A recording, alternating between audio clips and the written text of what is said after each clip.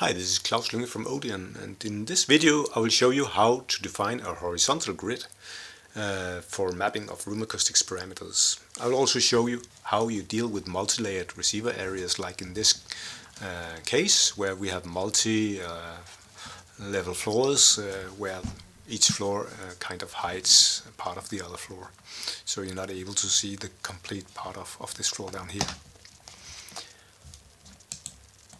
So what we want to be able to is having an image of the floor level like this, where it's not hidden below another floor level. And the other things I will show in this video is how you select the receiver surfaces, how you define the receiver height and spacing, and how you group the surfaces so you can obtain individual images of different floor levels in a geometry like just before. So let's look into Odeon and see how we do this. So here we have an oil rig in the North Sea off the coast of Norway. So it's the ocean level down here with the ocean, a hard acoustic surface. Then we have a black box surrounding the whole geometry, which means that when sound exits this box, it doesn't come back again. It is acoustically totally absorbent, a black acoustic box. And let's go into the grid definition, define grid, to see how we can define a grid. And this is not so bad when we, like in this case, have defined our materials and defined some point sources on different parts of the geometry. Then we can press this auto button, and then Odeon will apply ray tracing in order to detect possibly relevant surfaces. So now we've already defined possible surfaces. We look around in the geometry here, and that's a good idea. You can see that there are some surfaces like up here which we probably don't want to see in our grid. Also remember that if it's not really relevant, you'll just be using calculation time on something that you really don't want to see in your result anyway. So we might clean up the list, and also there could be places that certainly is not relevant for a receiver area, so let's do that up front. Whenever you have tables like this in Odeon, it's very common that you can sort the list by clicking the header.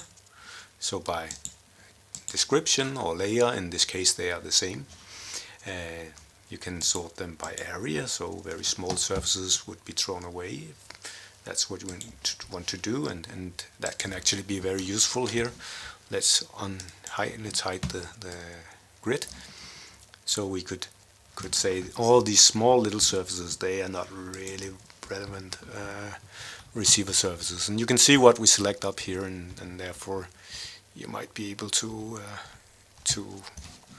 figure out that they shouldn't be included in the geometry. Last one we saw here, that actually looks like I would be happy about having in the geometry. So let's get rid of these. I press Ctrl Delete to get rid of the surfaces. This is corresponding to this hand. So we got rid of some of the surfaces. You can see that we have some extra ones here, Utstyr. That's something we want to get rid of, so we could also sort it in terms of layers, so that would be an easy way to throw away these. I don't want the staircase either, so I throw those away. I think we're just about finished, so we can scroll through the leftovers and see if we are happy about what we got. I don't want this small little surface here either. This one I want, and that one. So I think I'm happy about the grid I've selected, and as you can see, this was really not too bad. It was quite fast to do that. If you press the grid button again, we can see the selected grid, and I think this is just very fine. I'm happy about it. So let's go on. We have a distance between receivers here. I don't know your preference. Should we make it 1 meter maybe? And what should be the height? The distance 1 meter, and default distance to selected surfaces, I want to make it 1.6 meters. And if I had done this before I selected these surfaces, they would have 1.6 meters height. But I can also do this after and select them, and then I can press this button, and now we've assigned 1.6 meters to all of the surfaces in this case. Very often you might experience that you want to apply slightly different heights to some of the surfaces. It could be in a concert hall that heights above the stage should be 1.2 meters, where you could have an audience modeled over a box which is 0.6 meters, and then you want to only make the height of receivers 0.6 meters maybe. I don't know. The last thing I promised to show you how to do is how to group surfaces. So we want to be able to have different images of different parts of the selected geometry. We have the horizontal grid here, that's what we selected. And then we should define our grid, group 1, 2, 3, 4, and I want to take them in order of height now, so I sorted it by height. That makes my job easier. So I select my bottom surface here, and that's what I want to include in group number 1. So we call this floor maybe. Then we go to the next group. We can select that up here. Let me see, next group, Alt G. So you can also just press Alt G, so this is group 2. And group 2, I call that floor plus. So that's kind of in between, and this is that surface here. Here. No, that was this surface here, sorry. And it looks to me like yeah, it's okay. Actually, I think we forgot one just before, and yeah, we should also include this one, right. So this is the total floor level. There was 2 surfaces there. Let's go on to group number 3 and define that. So we have floor and floor plus, and then we have level 1 maybe.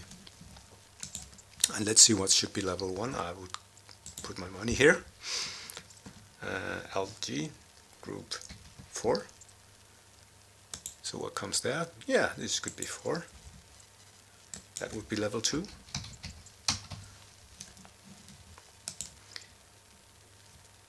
And LG. So we have 2 and 3 surfaces possibly, so that would be level 3. And there's no prize for guessing the last one. LG is my shortcut, and then we selected these 2. So let's have a look. So that was the last one, and we can step backwards, Shift G to go backwards. Yup. And it's pretty. So we defined the complete receiver grids and grouped it into, was it 5 groups maybe? 6 groups? Can't remember. Which makes it easy to present our results. And why would we do that? We'll get back to that. So now we'll calculate our grid, and I will just calculate a single grid somewhere. Let's see which could be interesting. This one sounds like a good idea.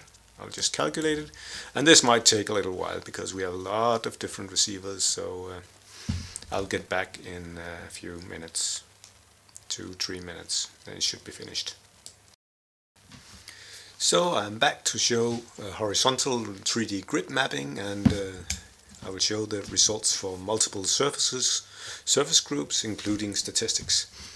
Odion surprised me a little bit because I said it would take 2-3 minutes for the map to be calculated, but actually it only took 30 seconds, so shortly after we said goodbye it speeded up a lot and finished. So it was really faster. So we have the grid results here, and let's go into Odion and have a look at results as calculated. So we just finished defining our grid and started calculation. Remember, we had made 5-6 different receiver groups, and we have the results ready here in a 3D grid. So you might want to be able to have a look at different groups in the receiver grid, and that is very easily obtained using the G shortcut, G or Shift G in this window. I'll just press the buttons here, So you can see that we can have a look at the individual grid groups very easily. So that's quite nice. When you have this scroll through the grid like this, of course you can be able to see receivers which are otherwise hidden behind other surfaces, so that's very convenient. You might also have noticed another different things, that when we defined the grid it would be kind of pixelated like in this view. That's what Odion does when we rotate it. And that's because in the result display Odion will create an interpolated grid, which can also in some cases be used for contour plots out of these discrete receiver points. And that means even with a more coarse grid than this, where the receiver distance is bigger, you will be able to get a nice looking receiver map. So I'll just rest the mouse and you can see that it gets pretty again.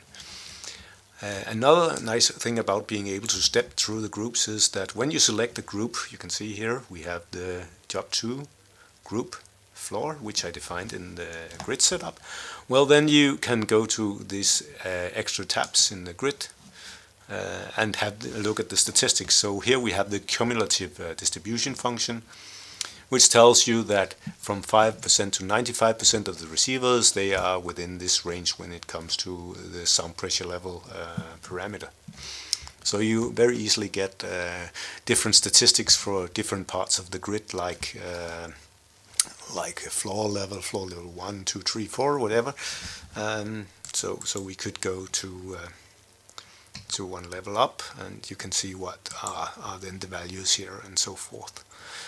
Now we only include 36 receivers in the statistics and so on.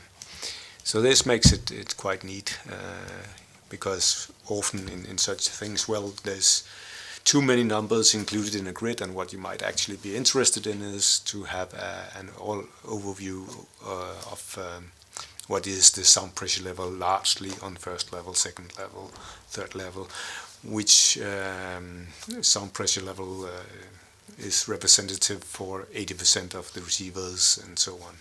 So that's quite convenient. When you have these 3 tabs, you're also able to export data from any of them. So you can use it in an Excel spreadsheet or vice versa. So I think that's largely what I wanted to say about the 3D grid, how to set it up, and how to make the calculations, and how to view results, and what results can be presented. So here you can see again the receivers. Odion will automatically make an auto-scaling of this grid. If you want to see some more colors, then you can do the optimization. So I press Alt-O, and that's also to be found in the menu. I think it's somewhere, let me see, was it here? Alt-O, so it optimizes the scale for the selected band, so it uses the full scale here to create the image. You can also make more detailed auto-scaling information in the defined grid, and I'll get back to that in another video, manual and auto-scaling of grids. So I think I'll end this video by now. You've seen how we can do mapping and how we can define it, and this is very easily done in Odion. So thank you for taking your time to watch this first video on the 3D grid in Odion.